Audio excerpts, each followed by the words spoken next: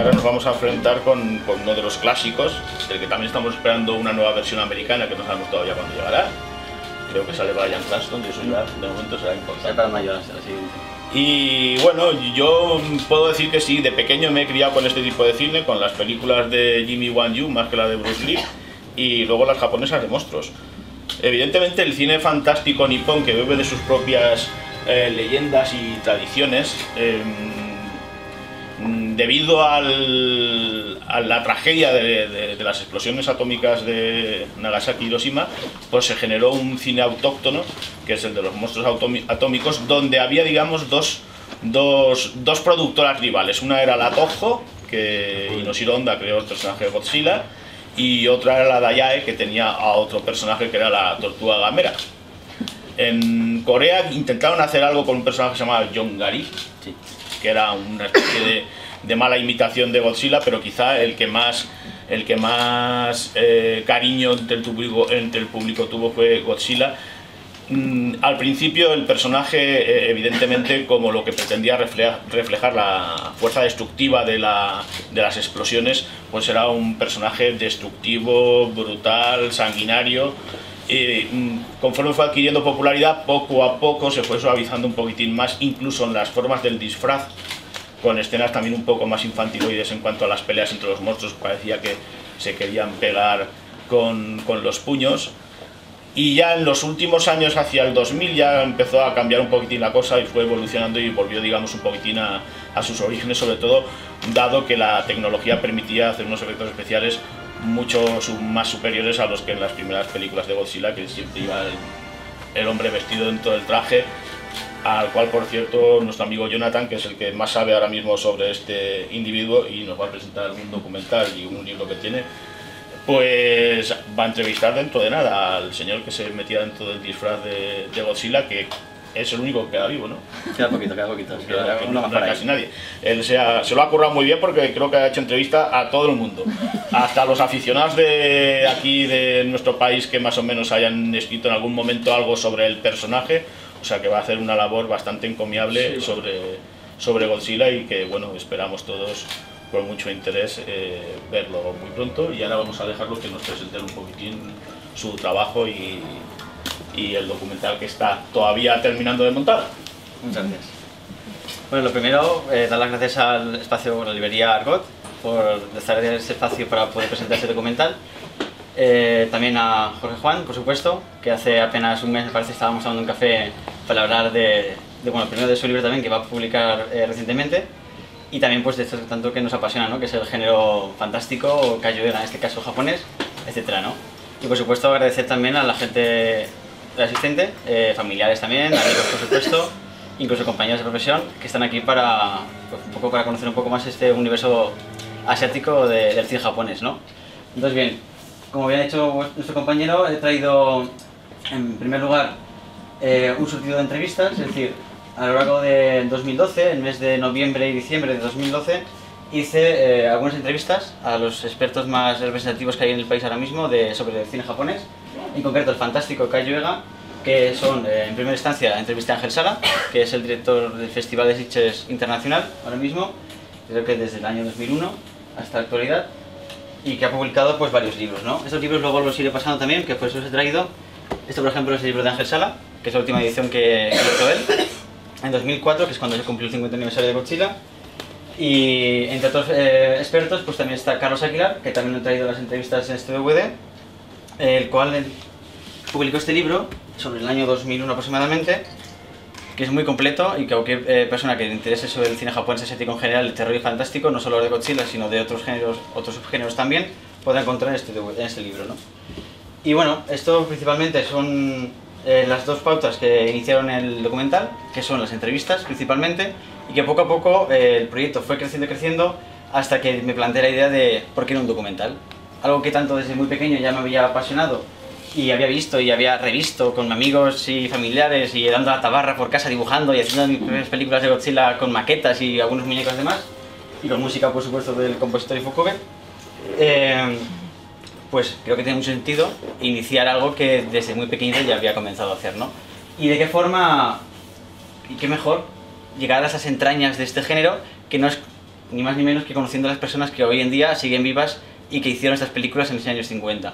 Porque nos estamos situando en una época en la que estamos en posguerra, como ya hemos dicho aquí en la anterior conferencia, y nos estamos situando en el año 54 concretamente, cuando surge esta nueva película llamada Godzilla, ¿no? Comúnmente, o que todo el mundo conoce ese personaje, de hecho, más de lo que yo pude imaginar, porque ahora de repente digo, voy a hacer un documental de Godzilla, a todo el mundo le gusta, a todo el mundo lo ha conocido, ¿no? Entonces, es algo interesante, ¿no? Porque me da pie me motiva incluso, me mueve más a descubrir más este universo para todo el mundo, aquel interesado, ¿no?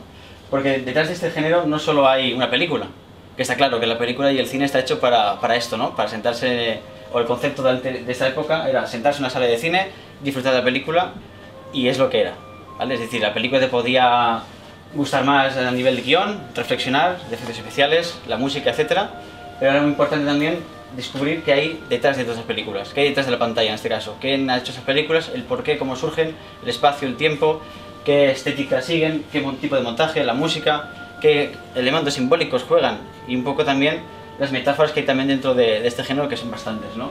Sobre todo en la primera película de Godzilla, que repito, se inició en el año 54, tuvo un estreno de hecho en el mes de noviembre del 54, si no recuerdo mal, el día 3, o sea, mañana, se cumple el aniversario del estreno de la película de Godzilla en Japón. Y después de esta película, después de Godzilla, surgen una serie de sagas, es decir, de una serie de películas que gracias a ese éxito de esta película pues continúan viendo una gran cantidad de sagas, gran cantidad de películas y de rivales que apoyan, pues digamos, las características iniciales, ¿no? Que son en este caso las películas cuyos protagonistas son monstruos gigantes, en este caso, que son los kaiju. Kaiju viene del japonés y significa monstruo, que es una palabra bastante actual gracias a la película de Pacific Rim de Guillermo del Toro. Y luego tenemos la palabra Ega, que significa, escrito es Eiga, ¿no? Traducido a caracteres romanos, y significa película. Entonces la combinación entre ellas es perfecta porque significa ni más ni menos que películas de monstruos, en este caso japoneses, ¿no? Porque es de donde viene. Y un poco este género se inicia realmente no se dice vamos a generar o vamos a crear un género llamado Kaiju Ega. Eso no fue así en ese momento. En ese momento se hace una película de monstruos pues con sus características que ahora iremos comentando, pues básicamente pues un poco siguiendo la corriente principalmente de Hollywood. Que en esos momentos ya desde la película El Mundo Perdido o mismo King Kong del 33 tiene tanta fuerza en Japón en estos momentos. Entonces, gracias a esa corriente, ¿no? de ese tipo de cine, que en Japón también tiene mucha influencia, y también a otro factor circunstancial muy importante, que es lo que marca la diferencia, es el valor añadido de este género respecto al norteamericano, que hay que destacar, que es como ha dicho nuestro compañero, es el simbolismo que tiene y trae a través de la Segunda Guerra Mundial. Eso es muy importante porque no es tan conocida, digamos, esta metáfora, digamos, y que no es tanto la metáfora, y ahora veremos por qué.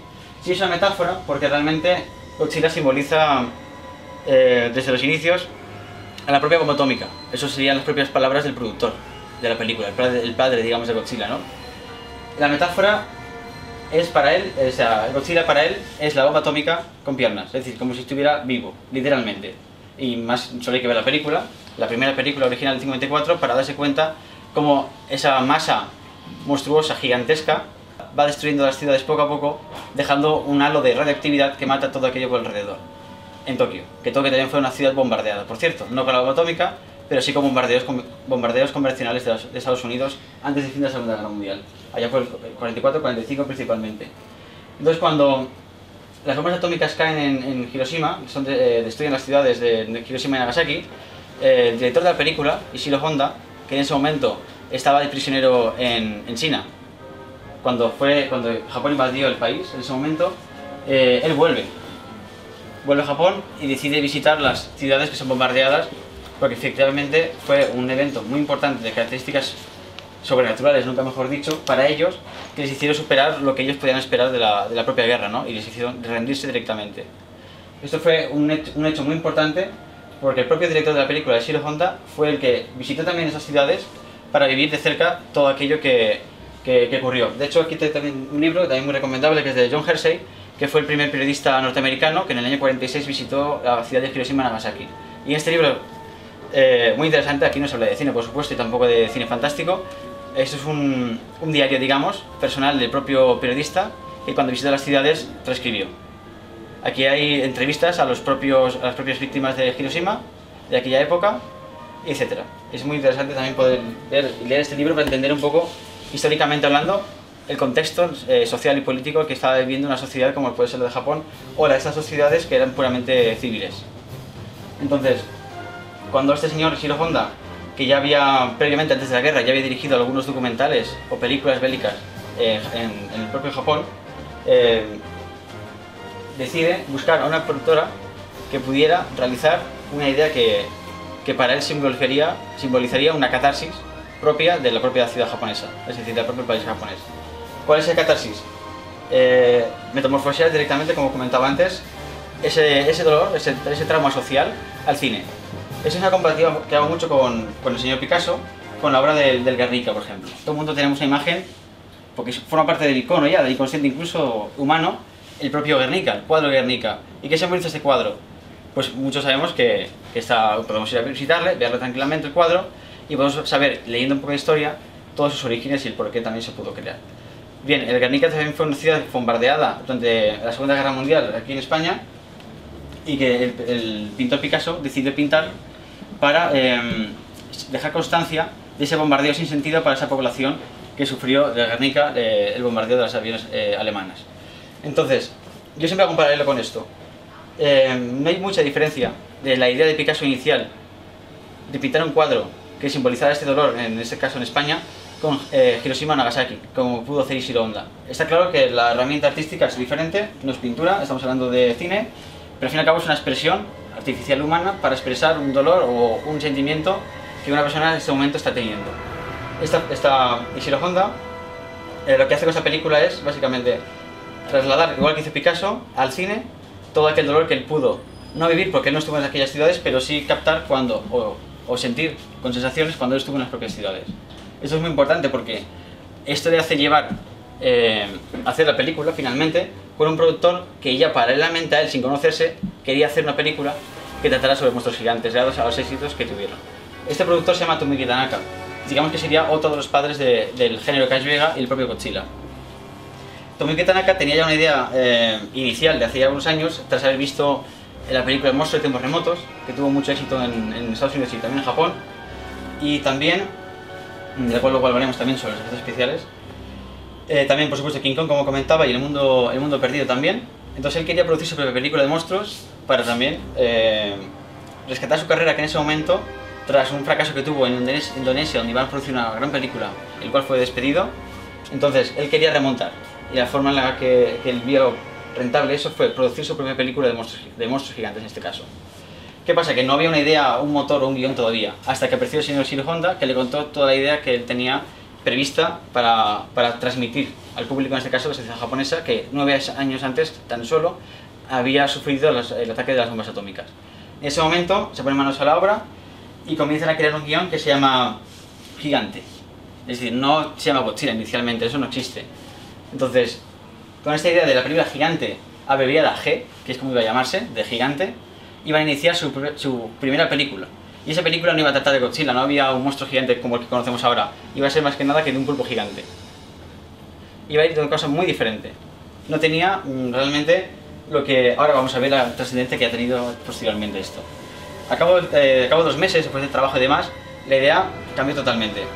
Dado ya por circunstancias quizá de presupuesto o quizá de técnica, pero la idea giró totalmente y se decidió crear una fusión de un monstruo llamado, de un monstruo a través de 2 fusiones, que es la de un gorila y la de una ballena. Y de ahí viene el nombre de Godzilla, que en japonés es Gojira. Es la fusión de gorila en japonés, y de Keiju, que es ballena en japonés. Entonces fusionamos las palabras y sale este nombre, que ahora mismo es traducido al occidental Godzilla. ¿Por qué se traduce de esta forma? Porque básicamente pues vocablos y traducción japonesa al occidental realmente. Entonces, una vez tenemos la idea de cómo surge todo esto, de cómo, primero, la trascendencia que va a tener este guión para Shiro Honda, que también está escrito por él, y con su compañero Shinichi Sekizawa, comienzan a trasladar toda esa realidad objetiva que ocurrida a finales de la Guerra Mundial a través de una película, de una expresión artística, donde a través de un guión van a mostrar todo lo que ellos han canalizado, las pautas más importantes del cine en ese momento, de fantástico, para que la película también funcione, y ese combinado va a hacer lo que hoy en día es una película que no puede dejarse atrás en la historia del arte, o historia del cine en este caso, porque tiene una gran importancia. Después, como he comentado, a partir del año 54 hasta el 2004 se han hecho infinidad de películas de este género, de Kaiju Ega, que en cuanto había un monstruo gigante en una película japonesa, directamente se catalogaba como Kaiju Ega, ¿no? Porque, como comentaba nuestra compañera, habían otras compañías que eran rivales de la Toho, que la Toho era la productora que actualmente sigue en pie y que fue la que produjo esa película de Godzilla, en este caso. Otras productoras, por ejemplo la Daiei o Hikatsu, por ejemplo, fueron otras productoras que produjeron otros Kaiju Ega que hacían esa competencia que no consiguieron rivalizar con Godzilla, ¿no? Entonces, todo esa historia, ¿no? Tanto la historia real de la Segunda Guerra Mundial como la idea de, a través de un tipo de cine muy peculiar, que ahora veremos también, cómo se construyen estas películas, cómo se hacen, que muchos quizás de nosotros hayamos visto algún fragmento, alguna película de, no sé, de Tim Burton o Steven Spielberg, porque son grandes amantes de este género. Y porque sí, porque se han emitido durante muchas veces, hasta los años 80 en España incluso aún se veían en los cines de barrio, etc. Y se podían disfrutar en pases de cine doble, de cine de terror también, etc. Y hay actualmente, gracias a la nueva superproducción de Godzilla también, y al que se va a conmemorar dentro de poco el 60 aniversario también de la primera película de Godzilla, pues están haciendo a nivel nacional, como en Barcelona por ejemplo principalmente, estrenos a nivel de cine de algunas de estas películas, ¿no? Por ejemplo, la última más reciente fue la que hizo Ángel Sala, organizó en su festival de cine fantástico en 2004 con el aniversario de Godzilla. Lo que hizo fue directamente comprar los derechos de 6 o 7 películas de Godzilla, de una de cada época, y las emitió, las proyectó, mejor dicho, en las salas de cine de Sitges. Ahí estábamos también, disfrutando de ellas, y la verdad es que fue una experiencia brutal, ¿no? Porque no es lo mismo ver este tipo de películas, que sí, que digamos es un hombre disfrazado y una maqueta, todo lo que queramos, pero no deja de ser algo en el que, gracias al buen uso de la cámara, ¿no? A los buenos contrapicados, a los buenos planos generales, que nos hacen engrandecer con una buena música también las escenas de destrucción de pequeñas maquetas, y disfrutar realmente en una pantalla de cine como las generaciones anteriores, ¿no? A nosotros pudieron ver esas películas en su momento, ¿no? Que era como tenía que ser, en circunstancias como tenían que ser, no una pantalla de tu casa, un ordenador, ¿no? Que eso desfragmenta bastante el objetivo del cine, ¿no? Que es entretener en una gran sala de cine para disfrutar de un buen sonido, de una buena música y una buena imagen, que de eso se trata. Entonces, todo esto me lleva desde 2012, bueno, ya en 2008, incluso antes de acabar la carrera de Bellas Artes, dije, si un día en un futuro hago una licenciatura, en ese momento estaba con mi novia ahí también en Madrid, y yo le dije, estaría guay hacer un doctorado sobre Godzilla, ¿no? De eso creo que en España no habrá mucho escrito, y si hay tesis doctorales no creo que haya muchas tampoco, ¿no? Y entonces me puse a investigar, voy a mirar por internet, fui a las páginas del ministerio, y efectivamente no había nada. Le dije, bueno, pues no pasa nada, entonces aquí estoy yo. Voy a ver, desde mi punto de vista voy a intentar hacer algo que por lo menos deje constancia de que este género tiene un valor y hay que rescatarlo, ¿no? Porque el tiempo va pasando y bueno, Godzilla de por sí tiene una gran tirada. Mismo en Japón es un icono, forma parte de la cultura pop del propio país. Pero ¿qué pasa? Que mismo en Japón, su misma forma de pensar nace que no les interese tanto incluso exportar sus propios productos fuera de los límites japoneses. Es curioso, hay algunos casos de algunas películas de Godzilla cuyos distribuidores querían hacer subtítulos en inglés de las películas para que se pudieran disfrutar y no había forma. Los japoneses decían que no, que esto era solo para Japón.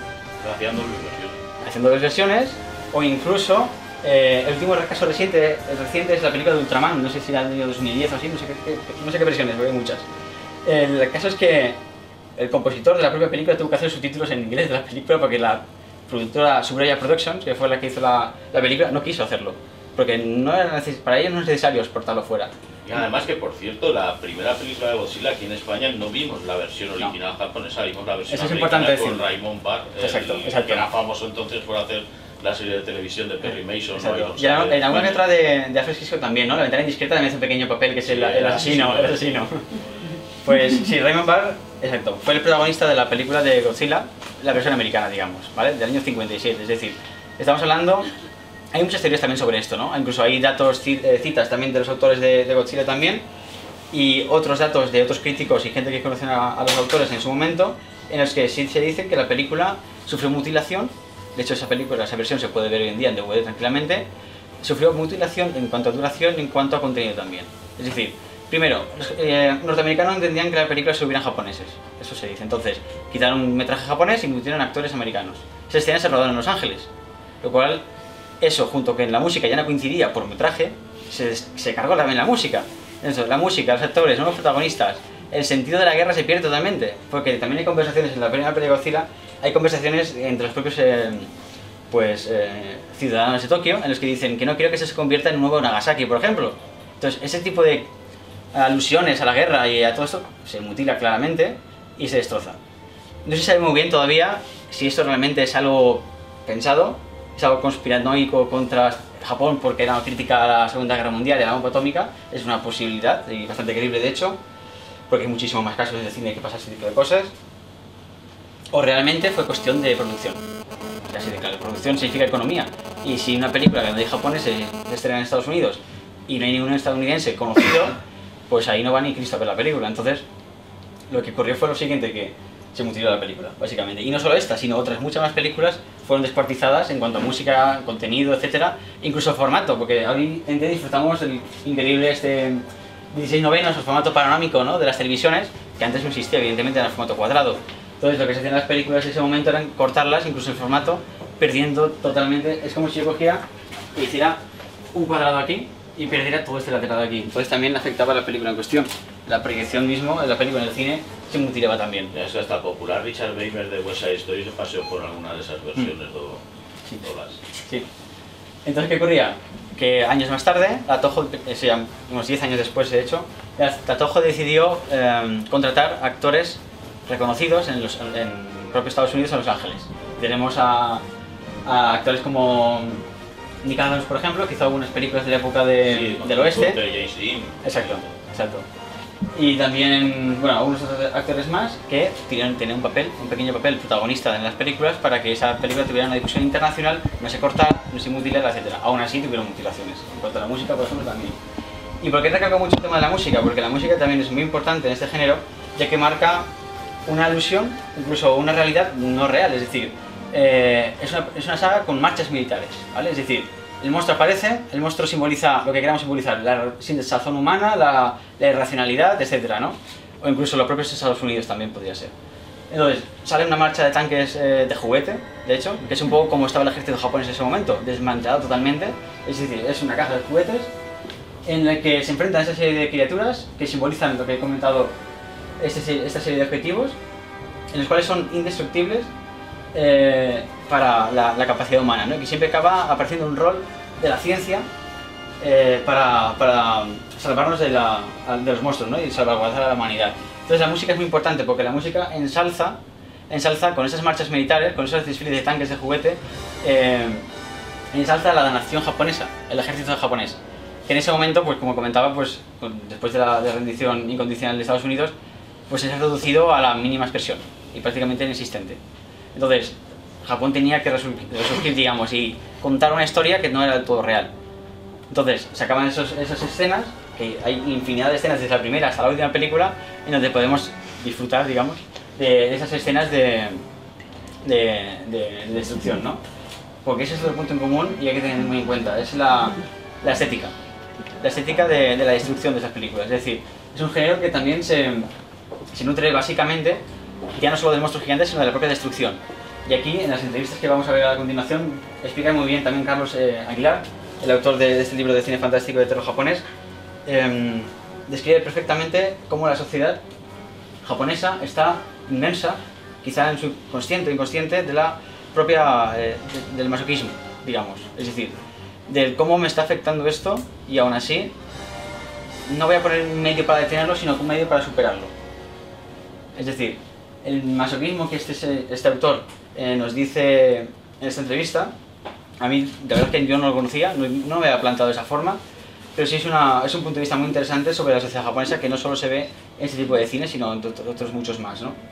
Entonces eso sería básicamente puntos a tener en cuenta dentro de este género y de su historia, ¿no? Y un poco también lo que quiero contar en este documental, que precisamente el título, Godzilla y Hiroshima, los albores del Kaiju Ega, pues un poco describe lo que estaba diciendo ahora mismo, ¿no? Un poco el elemento icónico que es Godzilla, Hiroshima como el epicentro, ¿no?, de la creación de la idea, ¿no?, de la denuncia hacia la guerra, más que incluso Estados Unidos y Shiro Honda se centra mucho en pronunciar la paz en sus películas. Siempre hay un mensaje de paz, siempre hay un mensaje de unión, no solo de un equipo, de un colectivo, sino de unión universal, es decir, de todos los países, ¿no? Y eso es importante también sacarlo a la luz, ¿no? Y por supuesto también el Kaiyuga que me explicaba, que era el cine de monstruos japoneses, y un poco el tema de los albores, pues básicamente porque quiero centrarme desde la primera película hasta los siguientes 10 años, digamos hasta los 64, 65 aproximadamente, que es cuando la saga tiene mayor fuerza, mayor éxito mundialmente hablando, porque estamos hablando de películas que solo en Japón, por ejemplo, la de Godzilla, la primera semana tiene una recaudación, no sé si son de 10 millones de espectadores la primera semana, es decir, es una barbaridad. Cuentan los libros que tanto Tanaka como Ishiro Honda, los creadores, estaban llorando literalmente en la cola de entrada del cine, día del estreno, porque no pueden imaginar cuánto éxito podía haber remarcado esta película, ¿no? Cuánta trascendencia, ¿no? En este caso. Y bueno, no solo están estos dos creadores, sino que también hay dos muy importantes. Uno que, como comentaba, el compositor, cuya función básicamente era... curiosamente, este vínculo que existe entre el país de España y el país de Japón es muy curioso, porque hay cierta atracción, ¿no? Países muy lejanos, pero a la vez muy cercanos, ¿no? Por ejemplo, Ifukube, que era el compositor, era un amante de España y un amante de los compositores españoles del siglo XIX. Es muy curioso, ¿no? Como Manuel de Falla, por ejemplo, era el compositor que más tenía en cuenta para hacer composiciones. Es muy curioso. Y algunos actores también de reparto sabían español porque venían de España generalmente, y algunos muy conocidos pasaban por Madrid o por Barcelona, y es curioso también. Hombre, el que hace el personaje científico, el protagonista prácticamente es uno de los míticos samuráis de la película de Kurosawa. Exacto. Y ahí es importante también Kurosawa porque Kurosawa era muy amigo de Shiro Honda, director de Godzilla, el cual permitió también que dirigiera algunas escenas de sus películas de Kurosawa mismo. Y sobre todo las escenas apocalípticas de destrucción, mismo en Dreams, por ejemplo, que es del año 90, hay una escena en la que uno de los sueños en los que un volcán explota y hay un montón de gente corriendo hacia el mundo. ¿No? Pues todo eso, ahí está la mano de Shiro Honda, que ya era muy mayor, ya de eso que antes años seguía tan solo, pero no obstante, ahí estaba, a pie de cañón con Kurosawa, haciendo las películas que siempre habían hecho, ¿no? Kurosawa no se decantó demasiado por el Kaiyuga, pero sí se decantó por la denuncia de la guerra también. Hay una película que se llama... es del año 44... es Rapsodia de verano. Esa película, que también denuncia mucho el tema de las consecuencias de la bomba atómica. Evidentemente también estaba ahí Shiro Honda también para meter también mano como cámara o como director de segunda unidad también, o escenas de acción. Eso también nos lo cuentan también en las entrevistas. Pues bien, ese es un poco el panorama más básicamente característico, ¿no? del género en cuestión. Y tenemos dos puntos más importantes que hablar, que son el compositor, que es lo que comentaba ya, Akira Ifukube, que es muy importante también porque crea el rugido del propio Godzilla. En ese momento no querían que se pareciera a algo animal y tampoco humano, sino lo que hicieron fue crear el rugido a través de las cuerdas de contrabajo de Tokio. Lo que hicieron fue deshilar un poco las cuerdas y pasaron el arpa de aquí, el arpa del contrabajo, y en ese momento grabarlo con la grabadora y salir el sonido del rugido de Godzilla. Es decir, no es un animal, tampoco es un efecto, digamos, de voz, como por ejemplo Río del Toro, que en Pacific Rim usa su propia voz para los rugidos de los monstruos, sino que estamos hablando de un rugido sacado directamente de un instrumento musical, que es, como puede ser en este caso el contrabajo, ¿no? Que es realmente muy interesante. Hicieron muchísimas mezclas de animales, fueron al zoológico y fueron a grabar sonidos de todo tipo, de león, etcétera, etcétera, y ninguna funcionó, y finalmente optaron por el tema del contrabajo. Y otro personaje también fundamental, efectivamente, es Suburaya. Suburaya era el director de efectos especiales. Él fue el encargado de hacer tropecientas películas de cine bélico en Japón, antes y después de la Segunda Guerra Mundial, como propaganda del propio país japonés, para la sociedad japonesa, digamos, ¿no? Fueron tan reales sus efectos especiales que incluso en la época, los generales norteamericanos que estaban en Japón en ese momento, pues ocupando el país, porque la ocupación duró hasta el año 57, si no me equivoco. De hecho, por eso se construyó la Torre de Tokio, en símbolo de la desocupación americana. Entonces, cuando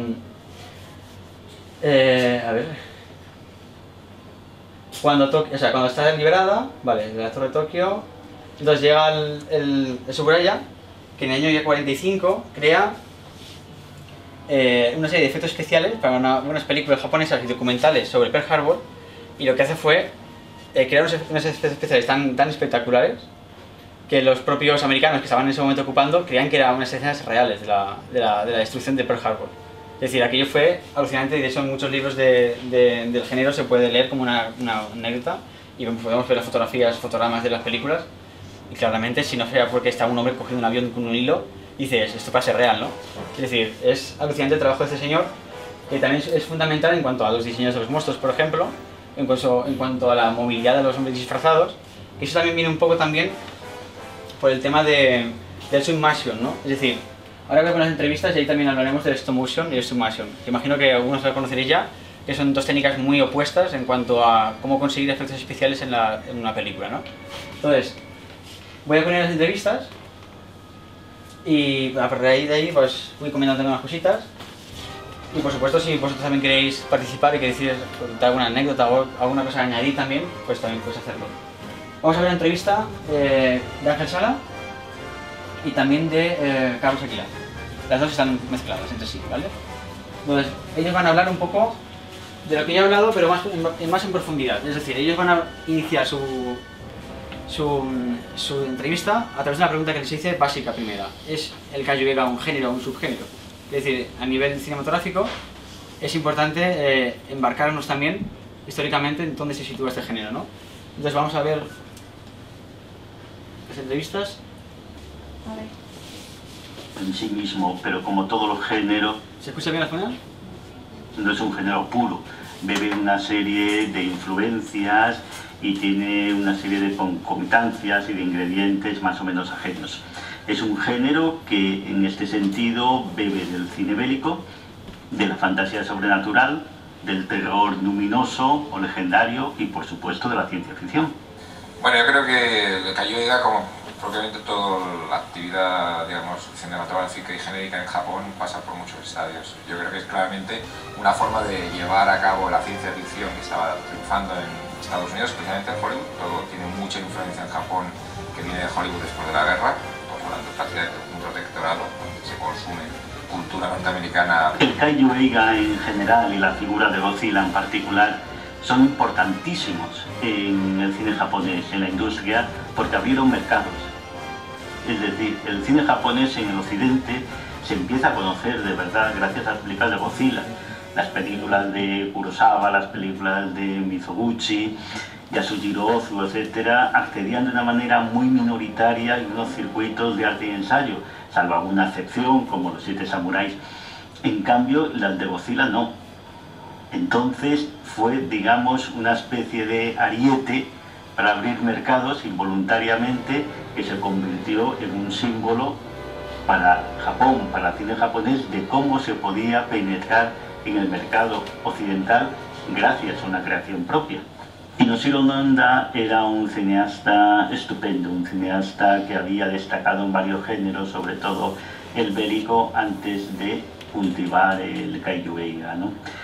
Kinoshiro Honda es ese tipo de cineasta clásico, que podemos llamar artesanal, que es capaz de convertir un buen guión en una película sólida, sin ninguna ínfula, sin ninguna pretensión de autoría, simplemente sirviendo el planteamiento, adecuándose a la especificidad del producto, ¿no?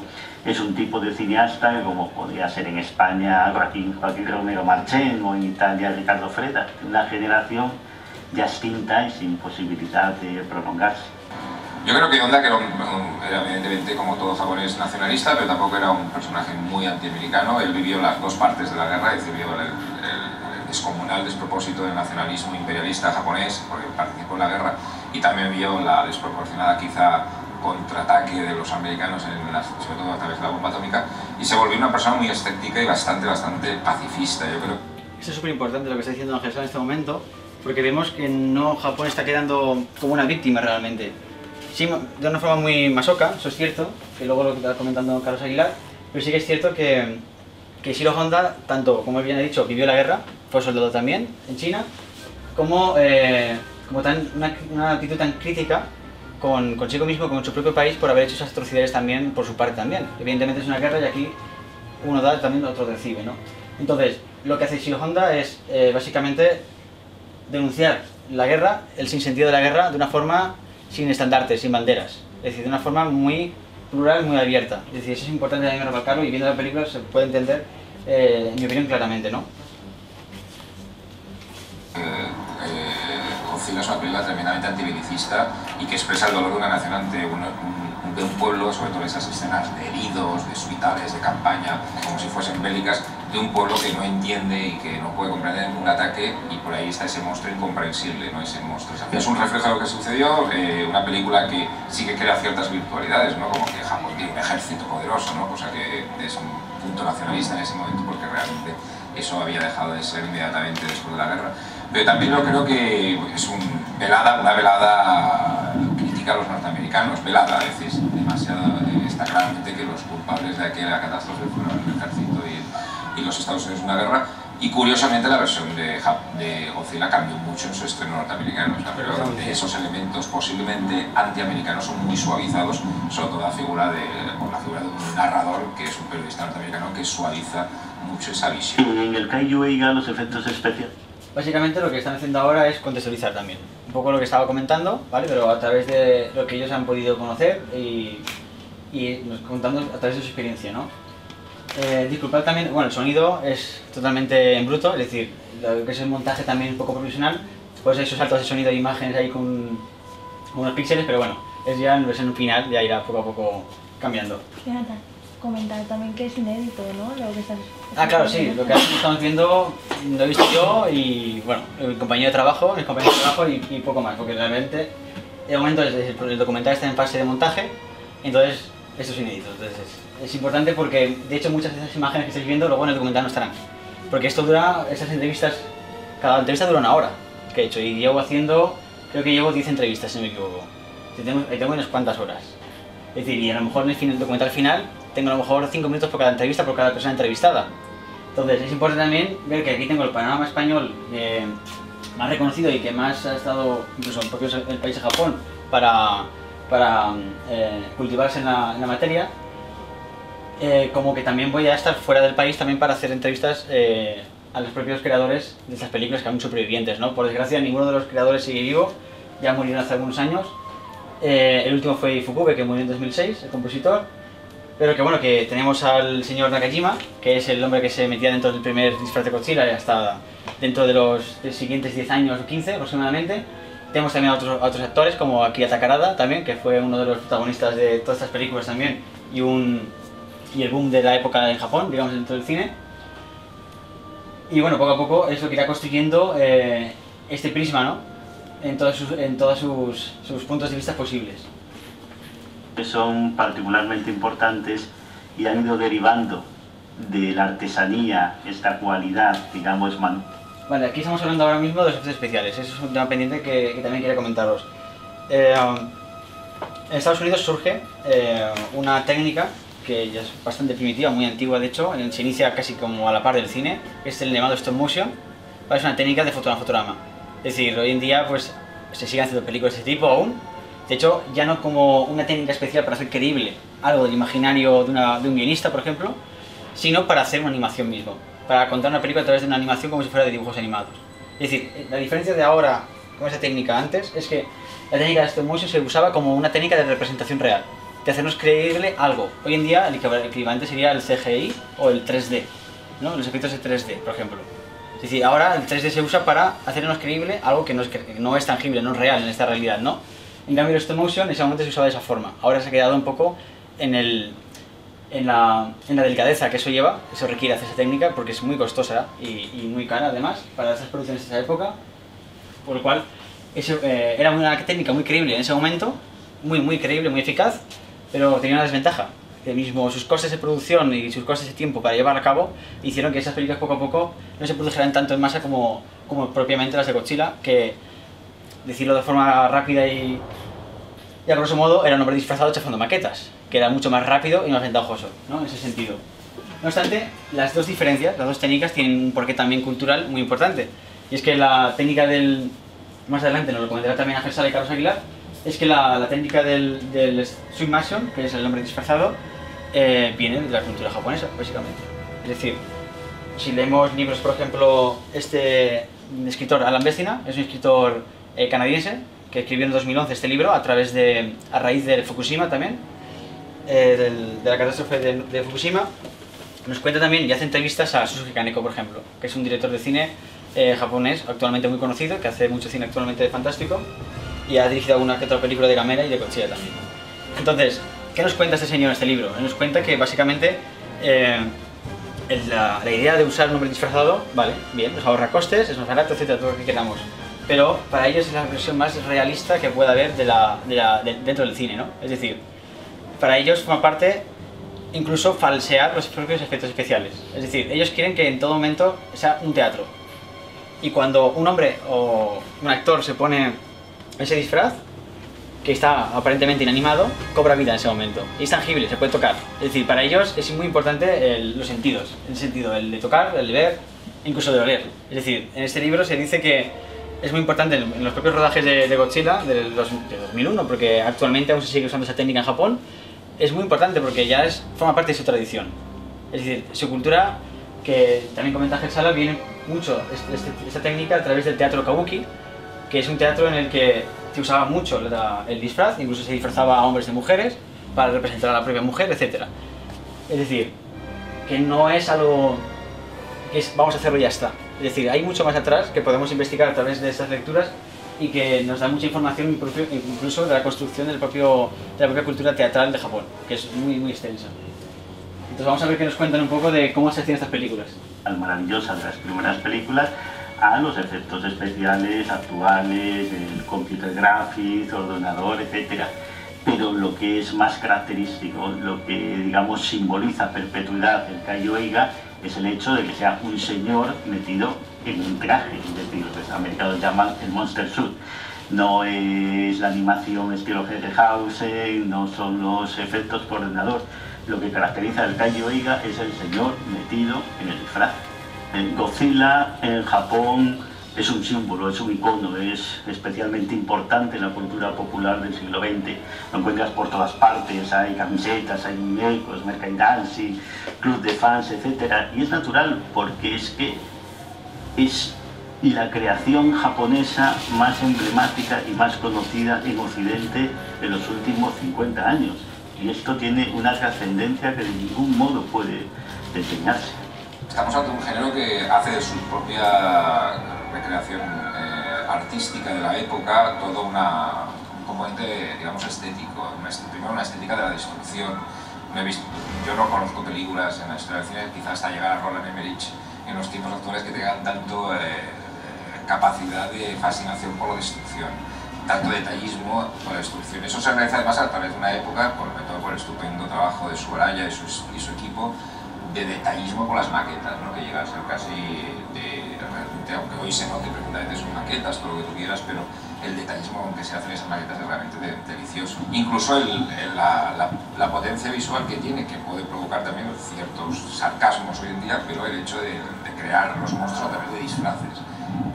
Yo creo que es un personaje muy a tener en cuenta por ciertos directores que han visualizado o que han sido que se han basado mucho en el cine japonés, no solo en el Kaiju, para sus filmografías, como gente como Sam Raimi o como Tim Burton, tienen mucho en la mente ciertos elementos de Ishiro Honda. Pero además es un director estupendo, director de segunda unidad, es un director que a través de cómo rodaba la acción y cómo la conseguía plasmar con una planificación a veces muy sencilla, fue utilizado por grandes maestros como Kurosawa, es decir, escenas de ciertas películas míticas de Kurosawa como Kagemusha, Ran, incluso Dreams, Sueños, fueron rodadas por Honda. Era un director muy apreciado por gente propia de Japón como un director de escenas de secuencia de acción y de segunda unidad tremendamente efectivo.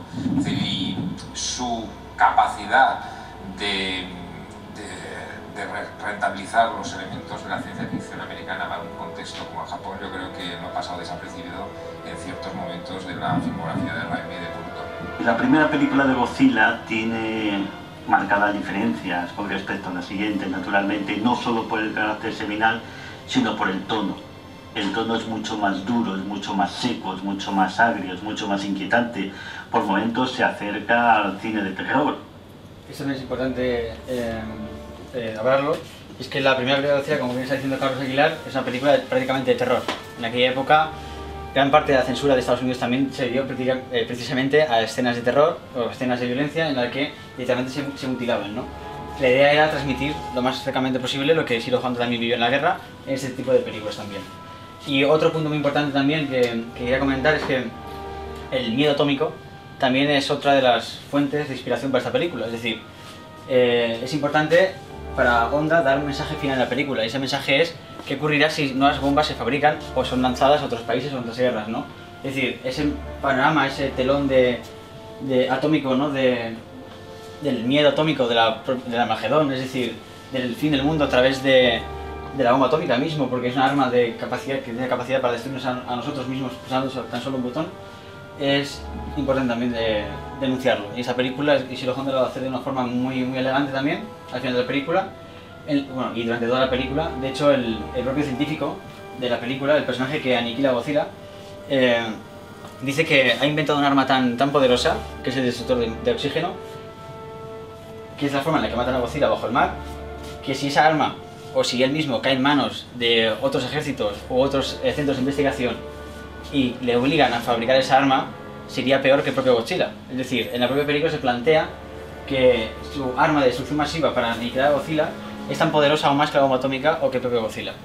Entonces, lo que hace ese personaje en el guión es suicidarse. Es decir, cuando él usa esa arma y mata a Godzilla, él muere al mismo momento que Godzilla. Es decir, es una elección. Es decir, se me ocurren muchas cosas. Es decir, son cosas que debían haber hecho los inventores de la bomba atómica. De hecho, en este libro de Hiroshima se habla claramente de que muchos de los pilotos que iban a los aviones se suicidaron un poco después, básicamente por la conciencia. Entonces, eso es muy importante porque el mensaje que él da queda clarísimo, y muy pocas películas de la época de este género en cuestión logran acercarse tanto a la humanidad que se desprende, ¿no?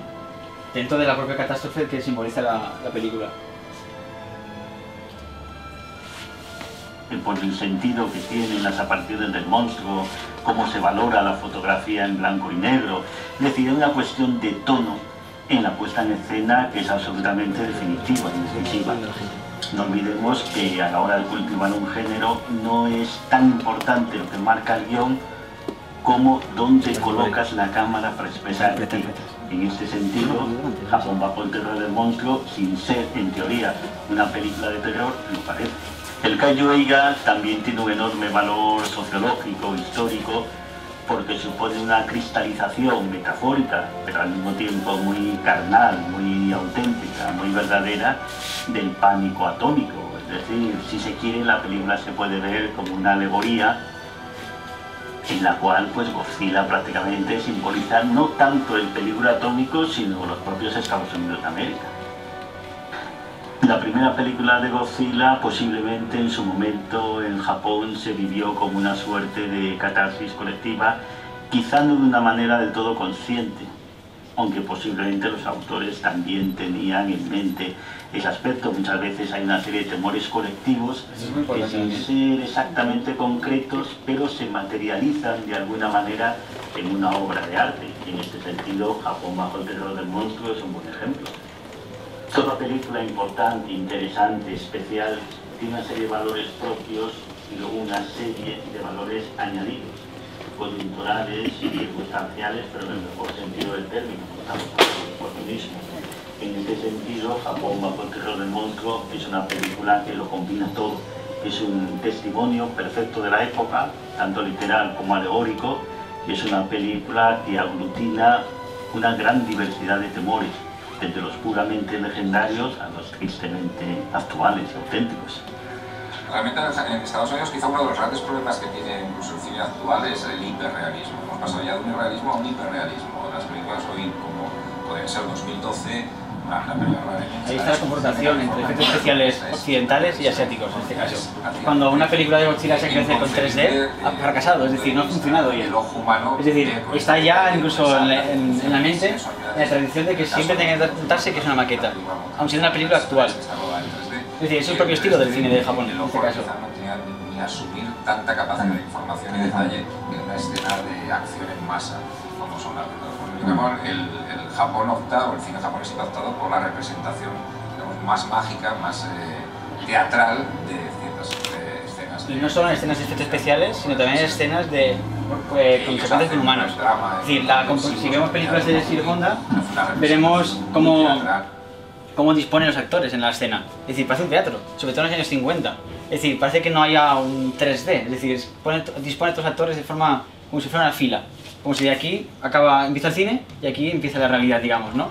Entonces eso es muy interesante. Luego, en los años 60, por supuesto, se desaparece, pero que tiene una lectura muy teatral en todo momento. Ciertas emociones, de ciertos caracteres, incluso representar mujeres con hombres disfrazados, lo traslada al terreno del cine, de la representación de la ciencia ficción. Es una representación muy real, pero marcadamente real porque les gusta, sí, yo creo que para la pantalla japonesa les gusta que el ojo distinga lo que es truco, representación, y hay una distancia, el realismo, incluso el hiperrealismo lo lleva al mar. Godzilla tiene una pluralidad de significados, entre ellos, por supuesto, está una suerte de afirmación nacional, o si se quiere incluso nacionalista. Es decir, Godzilla deriva de ser en la primera película una especie de alegoría nefasta y terrible, maléfica del poder atómico, del poder nuclear, del poder americano, a constituirse en un emblema absoluto y totalmente positivo de Japón. Akira Ifukube era un músico extraordinario, era un músico muy bueno, me da cuenta, ya es la hora. capaz de hacer ahora voy a pasar a poner composiciones de todo tipo. Me podría hablar más tiempo. Y verdaderamente voy a poner directamente el trailer del documental también. Muy particular, muy especial. Pues bien, una vez consigo hilar esta parte de España, lo que hago es básicamente coger todo lo grabado y sacar unos pequeños materiales de ellos, ¿vale? En este caso, a no tener los derechos de las películas de Godzilla, lo que decido es incluir figuras muy detalladas de la propia saga para formar el trailer que voy a poner ahora. Esta también es una estrategia también que, bueno, de alguna forma me libra de que la productora Toho me diga, oye, tú no tienes derechos de Godzilla, págalos o deshaces de documental, ¿no? Como eso no va a pasar porque no tengo imágenes ahora mismo de esas películas, en internet tampoco, en este caso, pues libremente puedo ir actuando, ¿no? Esto también me pasó con un documental que hice en Bruselas sobre el pintor René Magritte, y ese documental no tiene cuadros tampoco del propio Magritte. Entonces eso nos dio un valor añadido en el documental, que fue que todas las imágenes que habían eran inéditas, no era el típico documental de las típicas obras de Magritte, sino que era un documental donde las obras de Magritte se representaban a través de actores o efectos especiales. Entonces, a veces no tener todos los recursos también da una serie de ventajas sobre otras cosas ya hechas, ¿no? Entonces vamos a ver el tráiler.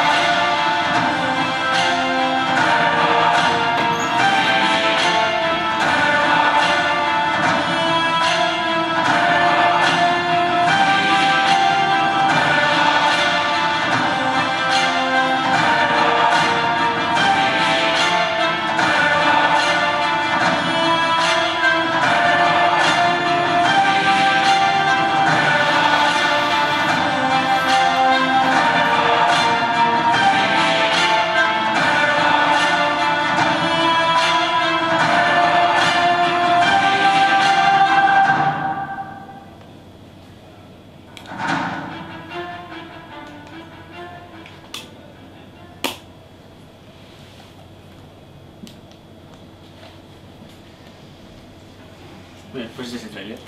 De momento es lo que vamos teniendo de toda la información que hemos ido teniendo. Ahora ya para Japón, bueno, se me había olvidado hablar de esta película, que es muy interesante también, se llama Los ecos de Nagasaki.